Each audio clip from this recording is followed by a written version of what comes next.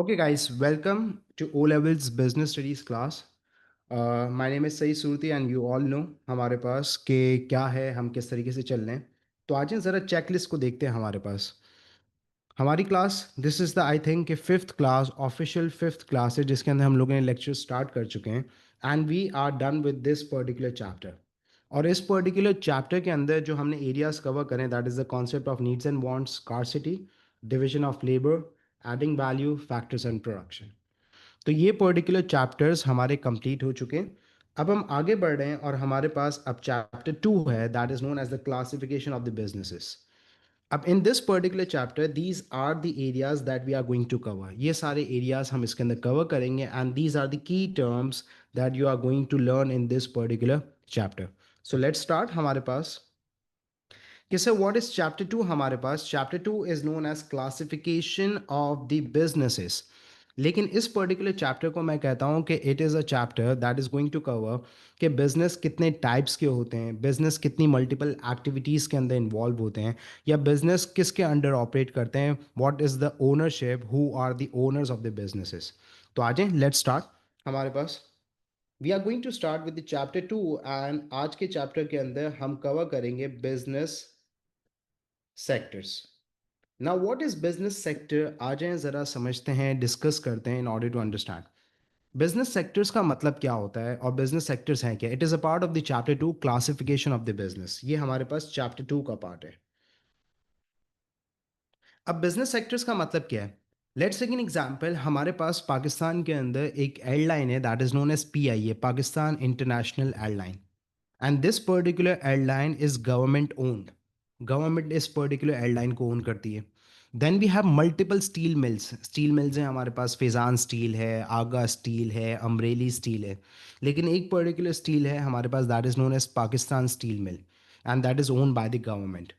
तो हमारे पास होता क्या है कि आपके पास let suppose, let me draw a particular circle. अब ये एक सर्कल है। अब इस सर्कल के अंदर अगर आप देखें तो हमारे पास पूरे सर्कल के अंदर टोटल जो एरिया है हमारे पास, वो हमारे पास 100% एरिया है।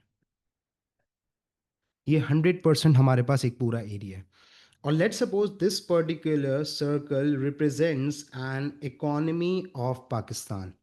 ये पूरी पाकिस्तान की एक पर्टिकुलर इकॉनमी है। अब सर इकॉनमी का मतलब क्या हुआ यहाँ पे कि when you add up all the businesses that are operating in economy, Pakistan के अंदर जितने भी बिजनेसेस हैं उन सबको आप ऐड अप कर दोगे, चाहे वो गवर्नमेंट के हों, चाहे वो इंडिविजुअल्स के हों, स्कूल्स हों, कॉलेजेस हों, कार मैन्युफैक्चरिंग बिजनेस हो, क्लोथिंग बिजनेसेस हो, जो भी हो, जब सबको आप ऐड कर देंगे तो you will get the 100% of your economy. लेकिन हमारे पास यहाँ पे होता ये है कि ये एक पर्टिकुलर मैंने ड्रॉ कर दिया सेक्टर। ये क्या कर दिया मैंने, सेक्टर, क्योंकि हम जो चैप्टर पढ़ने जा रहे हैं that is known as business sector. और बिजनेस सेक्टर का मतलब क्या होता है कि यहाँ पे आप उस चीज़ को पर्टिकुलर डिवाइड कर रहे हैं या फिर उस चीज़ को आप क्या कर रहे हैं, स्प्लिट कर रहे हैं।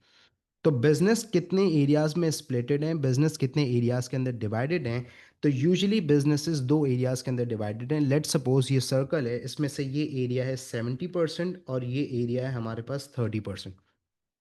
अब सर हमारे पास क्या पूरी दुनिया के अंदर दो सेक्टर्स होते हैं? यस, पूरी दुनिया के अंदर आपके पास दो सेक्टर्स होते हैं। One is known as private sector of an economy and the other one is known as public sector of an economy।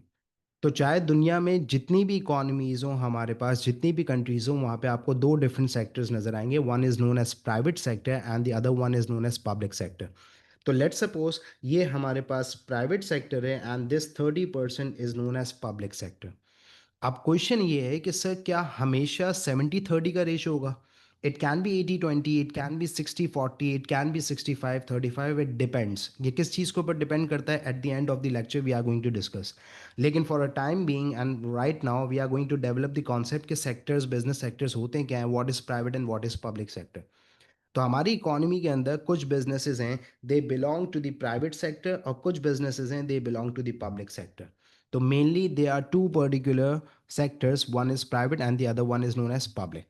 अब सर प्राइवेट सेक्टर होता क्या है हमारे पास, और एग्जामिनर्स के रिलेटेड आपसे पास पेपर पॉइंट ऑफ व्यू से अगर मैं डिस्कस करूं, तो एग्ज़ाम में आपसे सवाल पूछ सकता है कि आप 2 मार्क्स की पर्टिकुलर इस चीज़ की डेफिनेशन लिख दें। तो सर 2 मार्क्स की डेफिनेशन का तो मतलब ये है कि एज वी हैव डिस्कस्ड कि for the 2 marks you have to write down the sound definition, high quality definition, जिससे आपकी कंप्लीट अंडरस्टैंडिंग एंड नॉलेज पता चल जाए टू द एग्जामिनर कि you know that this is this and this is this. तो अगर आपको यहाँ पे फुल मार्क्स चाहिए तो you have to write down the high quality full definition. तो आ जाए डेफिनेशन लिखते हैं हमारे पास कि what is private sector. Private sector is comprised of all those businesses that are owned and controlled by private individuals। तो आपके पास what is private sector? Private sector is comprised of all those businesses that are owned and controlled by private individuals. अब sir यहाँ पे what is the key term आपके पास? Own and control. तो sir what is ownership and what is control? आज इस चीज़ को ज़रा समझते हैं कि सर ओनरशिप और कंट्रोल का मतलब क्या है। देखो ये जो वर्ड है हमारे पास ओन, ये आ रहा है हमारे पास from a word, the root word is known as ownership. अब सर ओनरशिप का मतलब क्या होता है कि let suppose I own this particular car, मैं इस गाड़ी का मालिक हूँ। अब जब इस गाड़ी का मालिक हूँ तो इसका मतलब क्या है कि उस चीज़ की ओनरशिप मेरे पास है। मैं उसके साथ जो भी करूँ, मैं उसे जलाऊँ, मैं उसे चलाऊँ, मैं उसे नहीं चलाऊँ, मैं उसे बेच दूँ, बेचने के बाद दोबारा खरीद दूँ, it's upon me because I own that particular thing. तो इसका मतलब यहाँ पे ये हुआ कि इस कंप्राइज्ड मतलब आपकी इकोनॉमी के अंदर वो सारे बिजनेसेस जो private individuals own and control करते हैं, उन सबको जब आप ऐड कब करेंगे तो you will get the private sector. एक बिजनेस की बात नहीं हो रही, पूरी इकोनॉमी में जितने भी बिजनेसेस हैं उन सबको जब आप ऐड अप करेंगे और उन सबको जब आप कंबाइन करेंगे तो आपके पास सेक्टर आएगा। तो private sector is comprise of all those businesses. All those का मतलब क्या है कि you have to add all those businesses that are own and control. तो सर ओनरशिप का मतलब क्या है? ओनरशिप का मतलब यहाँ पे ये हुआ कि इन बिजनेसेस की जो पर्टिकुलर रिसोर्सेज हैं, that means factors of production, वो प्राइवेट इंडिविजुअल्स की हैं। सर इसका मतलब क्या हुआ? इसका मतलब यहाँ पे ये हुआ कि हमारे पास जो प्राइवेट सेक्टर बिजनेसेस होते हैं उसकी लैंड अपनी खुद की होती है, वो परचेज करते हैं या रेंटल बेसिस पे लेते हैं, उसकी कॉस्ट वो खुद बेयर करते हैं। Number one. लेबर वो अपनी खुद की हायर करते हैं अकॉर्डिंग टू द रिक्वायरमेंट, उन्हें क्या चाहिए। जो अमाउंट ऑफ इन्वेस्टमेंट होती है वो उनकी खुद की प्राइवेट इन्वेस्टमेंट होती है। दे do not ask for the government taxes and all. वो खुद अपनी अमाउंट ऑफ इन्वेस्टमेंट उसके अंदर पूल इन करते हैं। तो इसकी वजह से ओनरशिप का मतलब है कि जितनी भी रिसोर्सेज होंगी वो उनकी खुद की होंगी। और जब ओनरशिप खुद के पास है तो what ever the amount of profit and loss, तो जो भी बिजनेस में प्रॉफिट होगा, जो भी बिजनेस में लॉस होगा, वो उनका खुद का होगा। तो प्राइवेट इंडिविजुअल्स का अगर बिजनेस चल रहा है and they are earning the profit, तो इसका मतलब क्या है कि profit will be enjoyed by them. और अगर लॉस होगा तो इंडिविजुअल खुद लॉस फेस करेंगे, गवर्नमेंट कोई सपोर्ट प्रोवाइड उसके अंदर नहीं करेगी because it's a privately own business. तो that is the concept of ownership. Sir दूसरा वर्ड है हमारे पास कंट्रोल। अब सर कंट्रोल का मतलब क्या होता है? कंट्रोल का मतलब ये होता है कि I am in control of this thing और I control this particular thing. तो कंट्रोल का मतलब यहाँ पे ये होता है कि आप उस पर्टिकुलर चीज़ के रिलेटेड डिसीजंस ले रहे होते हैं। तो यहाँ पे क्या होगा डिसीजंस के रिलेटेड? यहाँ पे डिसीजंस के रिलेटेड ये होगा कि जो प्राइवेटली ओन्ड बिजनेस होंगे उनके जो डिसीजन मेकिंग होगी वो प्राइवेट इंडिविजुअल के पास होगी। गवर्नमेंट उसके अंदर इन्वॉल्व नहीं होगी। अब वो चाहे प्रोडक्ट एक्स बनाए, प्रोडक्ट वाई बनाए, क्लोथिंग बिजनेस हो, मैन्युफैक्चरिंग करें, ज़मीन पे फार्म हाउस बना दें, होटल बना दें, स्कूल बना दें, डिपेंड्स ऑन देम। क्योंकि they own the business so they have the power to take the decision because the resources are own by them. तो क्या सर गवर्नमेंट इंटरवीन नहीं करती? क्या गवर्नमेंट बिल्कुल भी इन्वॉल्व नहीं होगी? क्या गवर्नमेंट कोई पर्टिकुलर एक्शन नहीं लेगी? There are 2 points. Private sector के अंदर गवर्नमेंट कोई डिसीजन मेकिंग के अंदर इन्वॉल्व नहीं है, गवर्नमेंट कोई चीज़ को ओन नहीं करती। लेकिन यहाँ पे in private sector government intervenes at 2 points. Number one, for the collection of taxes, number one. जब टैक्सेस कलेक्ट करने होंगे तो गवर्नमेंट इंटरवीन करेगी, तो जो भी लोग हैं, जो भी बिजनेसेस हैं, जो इनकम प्रॉफिट जनरेट कर रहे हैं और जो गवर्नमेंट ने टैक्स रेट रखा हुआ है, टैक्सेशन रेट, उसके हिसाब से they are going to pay the tax to the government. And in case if they do not pay the tax, so now the government is going to intervene and the government is going to take a legal actions against them.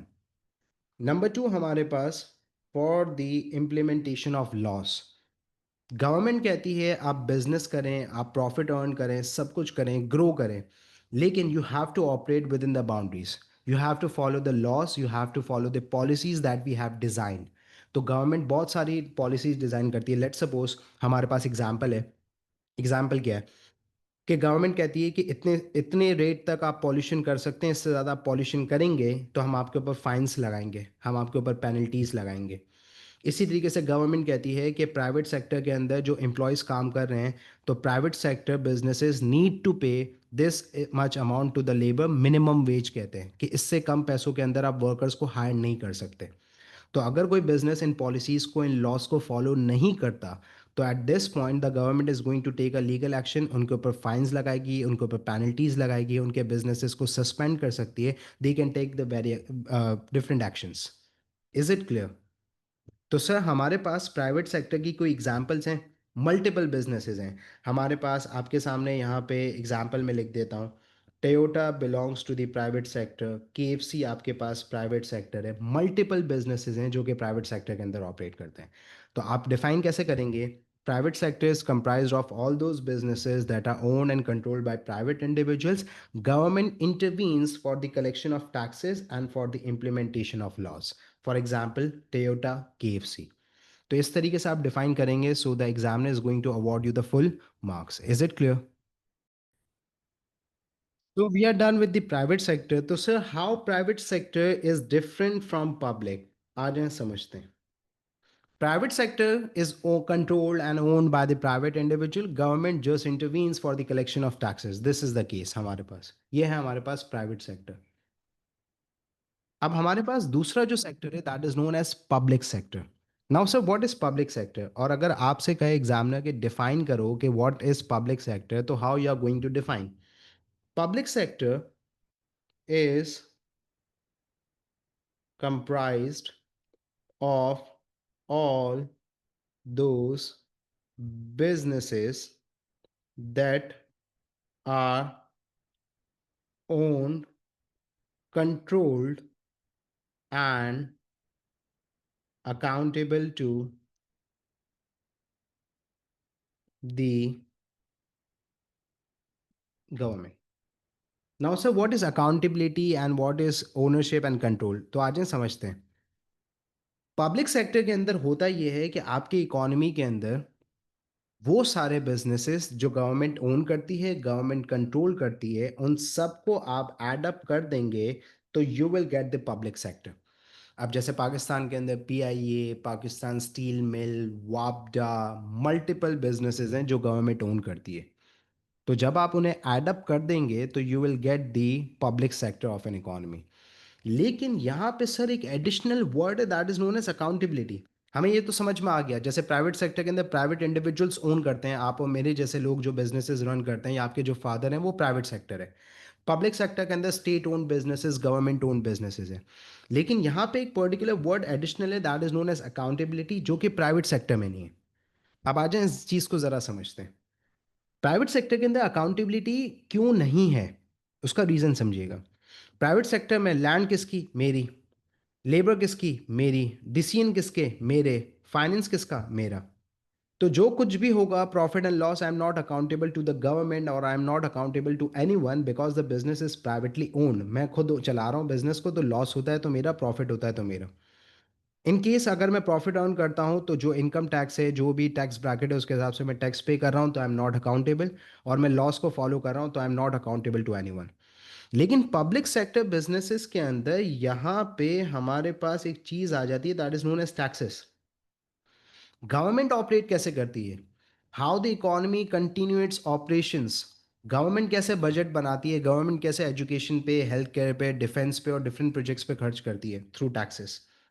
और ये जो taxes है उससे क्या बनाया जाता है? हमारे पास बजट बनाया जाता है. तो उसमें से कुछ प्रोपोर्शन उठा के गवर्नमेंट इन पर्टिकुलर बिजनेसेस को रन करने के ऊपर भी लगा देती है, टू रन दीज बिजनेसेस।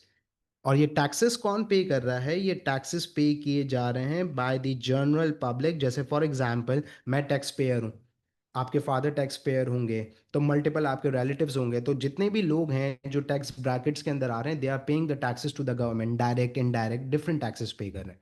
और taxes are paid by the general public. तो इन केस कुछ होता है तो गवर्नमेंट कह सकती है ना, गवर्नमेंट अकाउंटेबल हो जाएगी टू द जनरल पब्लिक, क्योंकि जनरल पब्लिक के पैसों से ये चलाया जा रहा है। दूसरा पीछे रीजन हमारे पास ये होता है कि गवर्नमेंट खुद इन बिजनेसेस को रन नहीं करती। They appoint directors, they appoint chairman, they appoint different ministers to look after the operations of these businesses. क्योंकि जो प्राइम मिनिस्टर हैं, जो प्रेसिडेंट हैं, they have the bigger national issues to solve and to discuss. तो वो क्या करते हैं, इन पर्टिकुलर पर्टिकुलर जो बिजनेसेस होते हैं, जैसे पीआई है तो पीआई के एक चेयरमैन अपॉइंटेड है। ओगरा एक particular oil gas regulatory authority है, एक पर्टिकुलर हमारे पास ऑयल और गैस के रिलेटेड है, तो उसके अपॉइंटेड चेयरमैन है। तो गवर्नमेंट इनको अपॉइंट कर देती है। और जब गवर्नमेंट इनको अपॉइंट कर देती है, तो गवर्नमेंट इनको इसकी वजह से यहाँ पे अपॉइंट करती है ताकि वो लुक आफ्टर कर सके, ऑपरेशंस को देख सकें। तो अगर let suppose take an example कि ईयर 2020 जो कोविड वाला साल था, आपको याद होगा, उसके अंदर रमज़ान के आखिरी अशरे में कराची में पीआईए एयर क्रैश हुआ था मलीर वाली साइड पे। तो हुआ ये था हमारे पास कि जैसे ही वो एयर क्रैश हुआ, आफ्टर एन आवर, 1 घंटे के बाद, वहाँ पे इमरान खान साहब की गवर्नमेंट थी और इमरान खान साहब ने तलब कर लिया था, दैट मीन्स कि उन्होंने कहा था कि PIA chairman needs to report to Imran Khan. क्यों? ताकि पीआईए चेयरमैन बता सके कि what was the fault, what went wrong, क्या गलत हुआ, कैसे हुआ, जिसकी वजह से एयर क्रैश हुआ, इतनी जानों का नुकसान हुआ, हमारी इमेज खराब हुई, सब कुछ। तो यहाँ पे इसकी वजह से अकाउंटेबिलिटी है कि ये जो चेयरमैन्स हैं, ये जो डायरेक्टर्स हैं, ये जो मिनिस्टर्स हैं, that are appointed by the government, they are accountable to the government. This is the case. इसकी वजह से पब्लिक सेक्टर के अंदर अकाउंटेबिलिटी होती है हमारे पास। तो सर पब्लिक सेक्टर के अंदर हमें examples, yes, number of examples हैं आपके पास। PIA is the perfect example to understand. Number 2 आपके पास पाकिस्तान स्टील मिल। तो ये आपके पास examples are going. So this is how you are going to define that public sector is comprised of all those businesses that are owned, controlled, and accountable to the government. For example, businesses. Is it clear? तो guys अभी तक हमारे पास जो private और public sector था वो हमारे पास यहाँ पे कंप्लीट हो गया। We know what is private sector, we know what is public sector. अब आइए ज़रा डिस्कस करते हैं फर्दर कि प्राइवेट और पब्लिक सेक्टर डिफरेंट कैसे हैं एक दूसरे से। तो हमारे पास एक चीज़ होती है that is known as the differences, और आप इसे कह भी सकते हैं कि these are known as different indicators. Now so differences और इंडिकेटर्स का मतलब क्या है यहाँ पे? देखें, मैं आपके सामने कहता हूँ कि let suppose Russia is a particular country, उसके अंदर एक पर्टिकुलर सिटी है, उसके अंदर एक ये बिजनेस एक्स वाई जी है, प्राइवेट है पब्लिक है। तो आप कहेंगे सर हमें कैसे पता? How we are going to identify कि either the business operates in the under the private sector or public sector, or it is a part of the private sector or public sector? हमें तो नहीं पता। तो जब आपको नहीं पता है तो इसका मतलब क्या है कि मैं यहाँ पे आपको कुछ इंडिकेटर्स बताऊंगा कि अगर ये इंडिकेटर्स हैं तो आपको हेल्प आउट करेंगे इन ऑर्डर टू आइडेंटिफाई कि either the business is the part of private sector और पब्लिक सेक्टर, नंबर वन। और साथ साथ ये जो इंडिकेटर्स हैं they are going to work at the differences. तो एग्जामिनर अगर फॉर एग्जांपल आपसे सवाल पूछ लेता है 2 मार्क्स के लिए कि identify two differences between private and public sector, तो यहाँ पे वो डिफरेंसेस भी आपके साथ आ जाएंगे कि हाँ ये डिफरेंसेस हैं और these are the differences between private and public sector. तो all together there are 5 different differences हम डिस्कस करते हैं। Number one, you need to look at the ownership and control.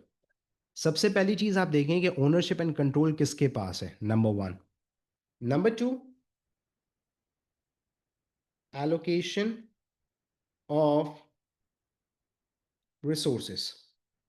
Allocation of resources कौन कर रहा है? एलोकेशन ऑफ रिसोर्सेज का मतलब हमारे पास ये है कि मैं, मेरे पास ज़मीन है, तो अब मैं किस चीज़ के लिए लगा रहा हूँ?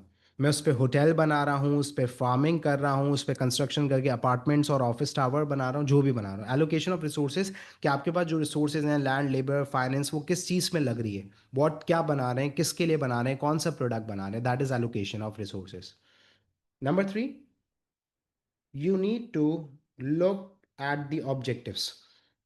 अब सर ऑब्जेक्टिव्स क्या हैं हमारे बिजनेस के? प्राइवेट सेक्टर के ऑब्जेक्टिव एम्स डिफरेंट होते हैं, पब्लिक सेक्टर के एम्स ऑब्जेक्टिव्स डिफरेंट होते हैं।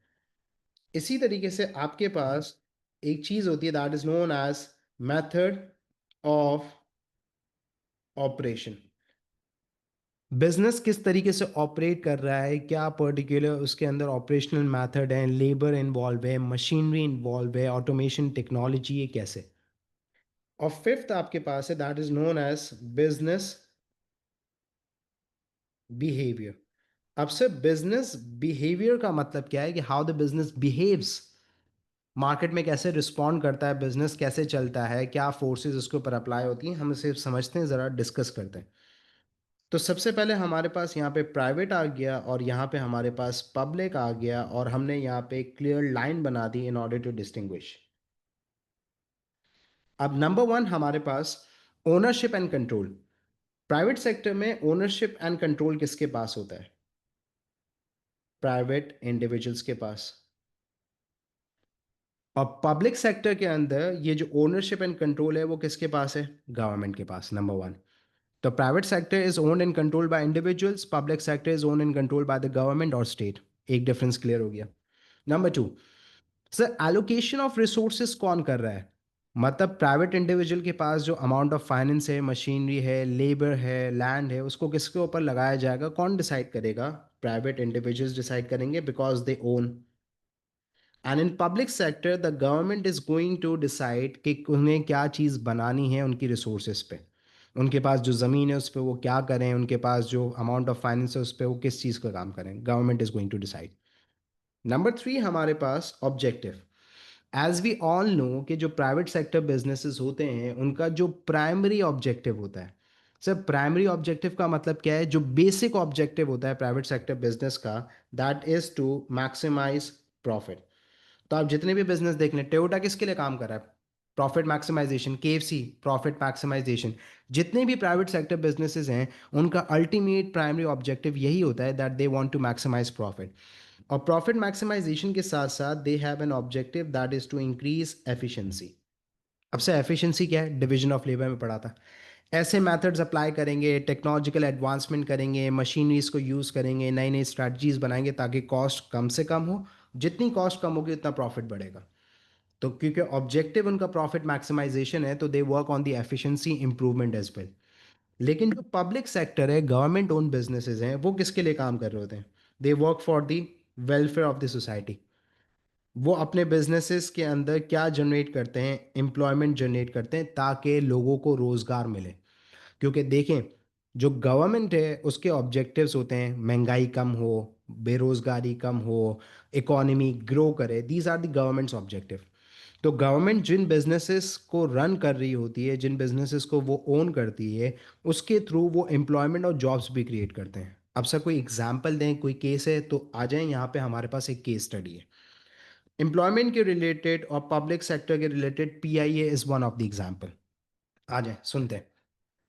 कहानी क्या है हमारे पास? कहानी ये है कि एक बहुत लंबे अरसे से, मतलब कुछ सालों से, 8-10 सालों से एक बात कंटिन्यूसली हर साल हम सुनते थे। P I A is a loss making business, P I A is a loss making airline, it is a burden on the government, क्योंकि इसके लॉस को पूरा करने के लिए गवर्नमेंट को टैक्सेस से पे करना पड़ता था। लेकिन लास्ट ईयर 2024 की एनुअल रिपोर्ट्स और फाइनेंशियल रिपोर्ट्स ये कहती हैं कि this is the first time after so many years that the PIA has reported a profit. और प्रॉफिट कुछ होता है अराउंड 99 करोड़ पाकिस्तानी रुपीस का।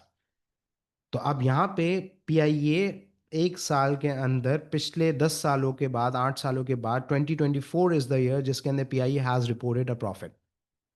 तो सर ये लॉस क्यों हो रहा था, क्या था? आ जाए कहानी सुनते हैं। पीआईए के अंदर लॉस क्यों हो रहा था? पीआईए के अंदर लॉस इसकी वजह से हो रहा था क्योंकि पीआईए एक गवर्नमेंट ओन बिजनेस है और पीआईए के अंदर ओवर स्टाफिंग हुई हुई थी। ओवर स्टाफिंग अभी भी है, लेकिन ओवर स्टाफिंग का कॉन्सेप्ट क्या है sir? What is over staffing? Over staffing का मतलब होता है हमारे पास कि आपकी रिक्वायरमेंट से ज़्यादा आप लोगों को हायर किया हुआ है। तो हम देखते हैं ना कि पाकिस्तान के अंदर, कराची के अंदर जो गवर्नमेंट स्कूल्स हैं, गवर्नमेंट हॉस्पिटल्स हैं, उसके अंदर हमारे पास एक पर्टिकुलर वैकेंसी पे, एक पर्टिकुलर पोस्ट पे 3-4 लोग होते हैं और सबको सैलरी मिल रही होती है। तो यहाँ पे भी हमारे पास ये है, पीआईए के अंदर 2200 एम्प्लॉयज़ एक्स्ट्रा थे, ओवर स्टाफ थे, ओवर एम्प्लॉयड थे, जिनकी ज़रूरत नहीं थी। तो उनकी सैलरीज, उनके एक्सपेंसेस से पीआईए के एक्सपेंसेस, कॉस्ट बढ़ रही थी और प्रॉफिट कम हो रहा था, और प्रॉफिट इवेंचुअली लॉस में कन्वर्ट हो रहा था। तो इसके बाद फिर 2024 के अंदर स्ट्रैटेजीज बनी, इंटरनेशनल रूट्स को ले पीआईए इंप्रूव कर गई और प्रॉफिट रिपोर्ट हो गया। तो सर पीआईए निकाल देता, गवर्नमेंट निकाल देती एम्प्लॉयज़ को, 2200 लोगों को। बेटा मेरी बात सुनो, यहाँ पे मैं अभी कह रहा हूँ, आप कह रहे हैं कि employment is one of the objective of the government own businesses. Public sector का ऑब्जेक्टिव है कि हम अपनी बिजनेस के थ्रू जॉब्स क्रिएट करें, एम्प्लॉयमेंट क्रिएट करें। तो how the objective can be conflicted? तो अगर वो निकाल देते तो गवर्नमेंट अपने ही ऑब्जेक्टिव के साथ कॉन्फ्लिक्ट करती, और लॉन्ग टर्म पे फिर उनको रोजगार कैसे प्रोवाइड करते हैं? वो बर्डन बन जाते गवर्नमेंट के ऊपर, अनएम्प्लॉयमेंट बेनिफिट्स देने पड़ते हैं, and the cycle goes on. तो इसकी वजह से गवर्नमेंट ने कंटिन्यू रखा, भले इनएफिशिएंसी है, भले लॉस मेकिंग बिजनेस है, लेकिन टू कंटिन्यू, ताकि एम्प्लॉयमेंट क्रिएटेड रहे। वरना 2200 लोग एक साथ अनएम्प्लॉयड होंगे, so it is going to create a massacre, it is going to create a bigger issue for the government. तो इसकी वजह से यहाँ पे employment is one of the objective. आगे बढ़ते हैं। We are done with ownership and control, we are done with the allocation of resources, we are done with the objectives. तो sir what is method of operation? Private individual businesses सोचते नहीं है कि हमें employment create करनी है, because they aim for the profit and they work for the profit maximisation. तो usually वो टेक्नोलॉजी, मशीनरी और ऑटोमेशन और डिफरेंट इनोवेशन को यूज़ करेंगे, क्योंकि उनको कोई रोज़गार क्रिएट नहीं करना। They do not focus on the employment and the jobs. उनको जो सही लगेगा, जिससे प्रॉफिट मैक्सिमाइज होगा, वो करेंगे। लेकिन public sector businesses usually labour intensive होते हैं, मैनुअली ऑपरेट करते हैं, मैनुअल ऑपरेशंस होते हैं, और जॉब्स क्रिएट करने के लिए वो ओवर एम्प्लॉयड भी लोगों को करते हैं। तो this is the difference. And the last one, business behaviour. अब sir, how the business behaves, what is the concept of business behaviour? जरा सुनना।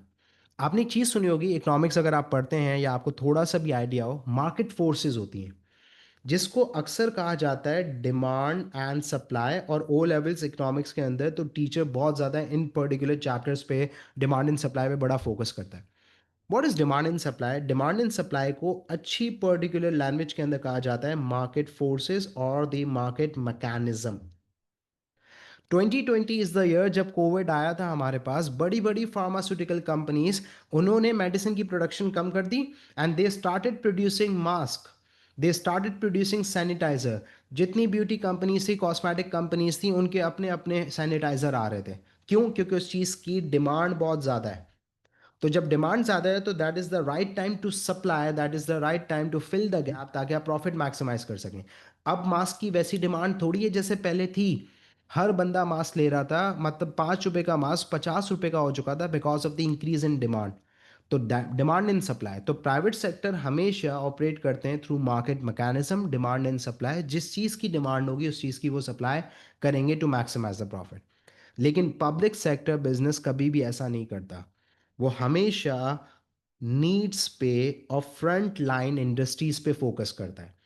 पाकिस्तान के अंदर हमारे पास थोड़े से हालात डिफरेंट है, लेकिन बाहर की जो कंट्रीज़ होती हैं उसके अंदर health care, transport, electricity, water supply, education, ये सारी की सारी जो फ्रंट लाइन इंडस्ट्रीज़ हैं, दे कम अंडर द गवर्नमेंट। और गवर्नमेंट इसके थ्रू लोगों की नीड्स को फुलफिल करती है, ताकि प्राइवेट कंपनीज उन्हें एक्सप्लॉइट ना करें।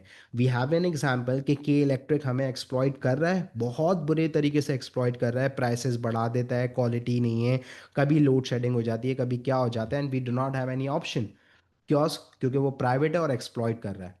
तो जब गवर्नमेंट ओन बिजनेसेस होते हैं, तो उसके अंदर हमारे पास यहाँ पे एक्सप्लॉइटेशन नहीं आ सकती। प्राइवेट बिजनेस एक्सप्लॉइट कर रहा है, क्योंकि इसके अलावा कोई और ऑप्शन है भी नहीं।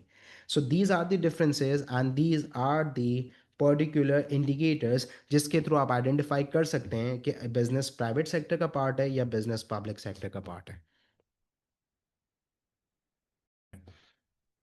अब इसके रिलेटेड हमारे पास एक छोटी सी चीज़ है जो कि इकोनॉमिक्स के अंदर भी आई होप कि आपके जो टीचर है वो आपको पढ़ाएंगे। ठीक है, तो हम भी इसको ज़रा यहाँ पे थोड़ा सा देख लेते हैं ज़रा। नंबर वन, आपके पास we need to understand the economic systems.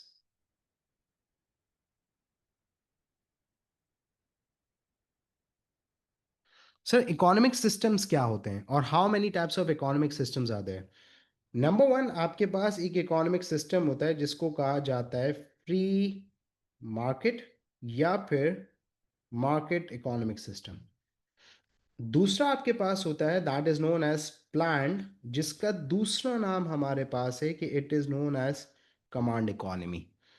और तीसरा आपके पास है that is known as mixed economy. तो sir how they are different, आ जाए जरा समझते हैं। फ्री मार्केट, मार्केट इकोनॉमी का मतलब है कि वहां पे पब्लिक सेक्टर है ही नहीं, 100% प्राइवेट सेक्टर है। अब सर 100% प्राइवेट सेक्टर का मतलब क्या है? जितनी भी बिजनेसेस हैं, जितनी भी रिसोर्सेज हैं that are owned and controlled by the private individuals. क्या ऐसा पॉसिबल है? कहीं दुनिया में नजर आता है कि गवर्नमेंट की कोई इन्वॉल्वमेंट या गवर्नमेंट का कोई रिसोर्स? नहीं सर। तो इसका मतलब ये एग्जिस्ट नहीं करता। ये बुक्स के अंदर है और ये है, लेकिन ये रियल लाइफ के अंदर, हमारे रियल प्रैक्टिकल वर्ल्ड के अंदर ये एग्जिस्ट नहीं करता। इसी तरीके से आपके पास दूसरा है प्लान्ड और कमांड इकोनॉमी। 100% public sector. अब सर 100% पब्लिक सेक्टर का मतलब ये हुआ कि एक सिंगल बिजनेस या रिसोर्सेज प्राइवेट इंडिविजुअल के पास ही नहीं है, all the major resources are in the hand of the government and control by the government. क्या ऐसा है? नहीं, रियल वर्ल्ड के अंदर हमारे पास ये चीज़ भी एग्जिस्ट नहीं करती। तो सर एग्जिस्ट क्या करती है? एग्जिस्ट करती है हमारे पास mix economy, that is the combination of private and public. तो पूरी दुनिया के अंदर आपके पास देखें कि प्राइवेट और पब्लिक सेक्टर दोनों कंबाइंडली ऑपरेट करते हैं in an economy, and that is known as mixed economy, the combination of private and public sector. Pakistan mixed economy, China mixed economy, India mixed economy, US UK mixed economy. तो जितने भी economic systems हैं जो real world के अंदर आज exist कर रहे हैं, वो हमारे पास मिक्स इकोनॉमी का पार्ट है। तो हमारे पास कौन सी ये एग्जिस्ट करती है? Mixed economy. तो सर एक चीज़ यहाँ पे थी हमारे पास कि दिस इज़ द थिंग जो कि हम शुरू में डिस्कस कर रहे थे, और हम ये कह रहे थे कि सर क्या ये रेशो 70-30% का होगा? बेटा it can be 80-20, it can be 60-40, it depends. Depend किस पे करता है? थोड़ी सी ऊंची चीज़ है, लेकिन समझने की कोशिश करना, नहीं समझ में आया तो जाने देना, लेकिन कोशिश करूंगा कि समझ में आ जाए। देखो, आपने नाम सुना है नॉर्थ कोरिया, किम जोंग अन, जो अजीब से बाल काटता है, मोटा बबलू, किम जोंग अन हमारे पास। उसकी इकोनॉमी के अंदर ज्यादातर रिसोर्सेज किसके पास है? गवर्नमेंट के पास है। तो उसका पब्लिक सेक्टर बड़ा है, प्राइवेट सेक्टर छोटा है। इसी तरीके से यूएस यूके हमारे पास डेवलप जो कंट्रीज हैं, उसके अंदर प्राइवेट सेक्टर बड़ा है, पब्लिक सेक्टर छोटा है। तो 80-20, 60-40, 30-40 कुछ भी हो सकता है हमारे पास, इट डिपेंड्स। तो जैसे North Korea as an example, जिसके अंदर public sector is bigger than the private sector, US UK Pakistan, ये वो सारी इकोनॉमीज हैं जिसके अंदर private sector is much bigger than the public sector. तो ये 80-20 कुछ भी रेशो हो सकता है, इसके अंदर 70-30 का रूल नहीं है। अब आखिरी चीज हमारे पास जो इस पर्टिकुलर चैप्टर के अंदर है वो हम समझ रहे हैं, that is the concept of privatisation and nationalisation, and then we are going to wrap up the class. तो आज है हमारे पास एक चीज होती है that is known as privatisation, and the second one is known as nationalisation. Sir how privatisation and nationalisation are different, what is the differences, या क्या होता है इसके अंदर? देखो, एक सेक्टर होता है प्राइवेट, एक होता है पब्लिक। प्राइवेटाइजेशन का मतलब है कि एक बिजनेस पब्लिक सेक्टर का था, उसकी ओनरशिप और कंट्रोल चेंज होके प्राइवेट सेक्टर के पास जा रहा है। जैसे हमारे पास एक न्यूज़ चल रही थी कि पीआईए जो गवर्नमेंट ओन एयरलाइन है, it is going to be privatise, और it is going to become privatised. तो हमारे पास एक बिजनेस जो गवर्नमेंट ओन करती है, गवर्नमेंट उसे बेच देती है to the private individuals, it is known as privatisation. तो ओनरशिप चेंज हो गई, कंट्रोल चेंज हो गया। पहले गवर्नमेंट ओन करती थी, अब जैसे के इलेक्ट्रिक प्राइवेटाइज्ड हो गया, पीटीसीएल प्राइवेटाइज्ड हो गया पाकिस्तान के अंदर। मल्टीपल और दूसरे हमारे पास बिजनेसेस हैं जो प्राइवेटाइज्ड हो गए। तो when there is a change from the government own business to the privately own, it is known as privatisation. और नेशनलाइजेशन के अंदर क्या है? ऑपोजिट है, कि एक बिजनेस जो प्राइवेटाइज था, अब वो पब्लिक के पास चला गया। That means change of ownership from the private individuals to the government. पहले प्राइवेट इंडिविजुअल उसे ओन करता था, अब गवर्नमेंट उसे ओन करती है। That is known as nationalisation. आपने जो हिस्ट्री के अंदर पढ़ा होगा, 1985 भुट्टो के दौर के अंदर पाकिस्तान के अंदर बहुत ज़्यादा नेशनलाइजेशन हुई थी। तो सर हमारे पास ये जब नेशनलाइजेशन होती है तो private individual businesses are owned and there is a change of ownership and control, और वो प्राइवेट से पब्लिक की तरफ चले जाते हैं। अब सर ये क्यों होता है, क्या ये आपके सिलेबस का पार्ट नहीं है, लेकिन एक चीज़ है जो समझाना ज़रूरी है, वो ये है कि सर ये जो प्राइवेटाइज हो रहा है, ओनरशिप तो खरीद रहे हैं, यस एग्जैक्टली खरीद रहे हैं। तो प्राइवेटाइजेशन के अंदर क्या है कि प्राइवेटाइजेशन के अंदर हमारे पास ये होता है कि लेट सपोज पाकिस्तान की गवर्नमेंट अनाउंस करती है कि we are selling and we are willing to sell PIA as an airline. तो मल्टीपल प्राइवेट कंपनीज होंगी, दूसरी कंट्रीज की हमारे पास बिजनेसेस होंगे, they are going to offer the bid कि नहीं हमें इतने में बेच दें, इतने में बेच दें, इतने में बेच दें। तो सर ये प्राइस कौन सेट करता है, ये गवर्नमेंट। और एक चीज़ होती है that is valuation, business valuation, उसको लगाया जाता है। 500 million, 1 billion, 2 billion, 3 billion, 200 million, ये डिपेंड करता है। प्राइवेटाइजेशन के अंदर क्या होगा कि जो भी प्राइवेट कंपनी गवर्नमेंट से खरीदेगी तो वो पूरी वैल्यू पे करेगी कि हाँ ये वैल्यू ऑफ द बिजनेस है, ये एसेट और ये सारी चीज़ें हैं जिसकी इतनी इतनी वैल्यू है, and this is the amount we are paying to the government and we are taking the ownership और we are buying out. Simple. जैसे आप जाते हैं, मुझे एसी का रिमोट है ख़राब हो गया, मैं दुकान पे गया, मैंने कहा कितने का है, 500 का। मैंने बार्गिन किया, बोले 450 में देना है, तो उसने दे दिया, मैंने खरीद लिया, ख़त्म।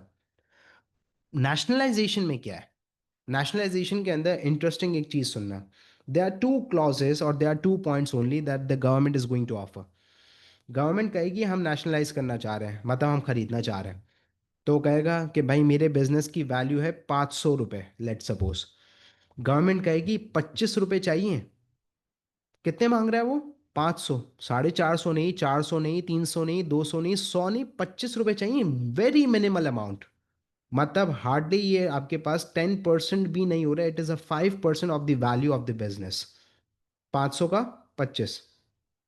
तो अब वहाँ पे वो बंदा कह रहा है कि नहीं इतने में तो नहीं हो सकता, नहीं हो सकता, इतना तो होना पड़ेगा, ये इतना तो देना पड़ेगा। तो अब government is going to take over. अब गवर्नमेंट उस पर्टिकुलर बिजनेस को टेक ओवर कर लेगी, और गवर्नमेंट कहेगी कि भाई हम टेक ओवर कर रहे हैं, ज़बरदस्ती है सर, हाँ ज़बरदस्ती है। पहले हमने मिनिमल अमाउंट ऑफर की थी, यू डिड नॉट एक्सेप्ट, तो now we are going to take over. आप लड़ भी नहीं सकते because you are the part of the system and you are operating under them and the government is the system, तो you can not fight. तो नेशनलाइजेशन के अंदर क्या होता है, या तो मिनिमल अमाउंट पे की जाएगी या फिर the government is going to take over if they do not accept. लेकिन प्राइवेटाइजेशन के अंदर the private companies are going to pay the full amount to the government in order to buy the business. So this is known as business sector. हमारे पास private and public sector, what are the differences, nationalisation and privatisation, और छोटा सा economic system वाला part था, we are done with it. और हमारे पास यहाँ पे क्लासिफिकेशन ऑफ बिजनेस के अंदर ये जो एरिया है हमारे पास, वो यहाँ पे कंप्लीट हो जाता है। अब कल हमारा टारगेट है primary, secondary and tertiary. See all in the next class. अल्लाह हाफिज, टेक केयर।